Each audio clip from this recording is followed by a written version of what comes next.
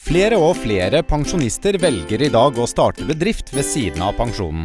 Å få noe å gjøre med dagene kan bidra til bedre helse, trivsel og muligheten til å tjene litt ekstra. Og best av alt, å starte bedrift har aldri vært enklere.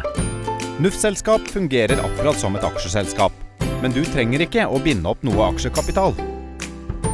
Billig og enkelt å starte og drive, gjør det perfekt for en pensjonist som vil gjøre noe ved siden av pensjonen. Rask registrering på bare 24 timer lar deg komme i gang allerede i morgen. Vi i Edron har hjulpet over 5000 pensjonister å etablere NUF-selskaper. Akkurat nå gir vi deg en gratis konsultasjon med en av våre forretningseksperter, slik at du kan føle deg trygg og sikker for å starte.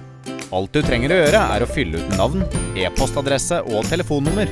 Klikk deretter «Ja, jeg vil ha et gratis tilbud på NUF-selskap». Vi kommer tilbake til deg innen 24 timer med et gratis tilbud, helt uten forpliktelser.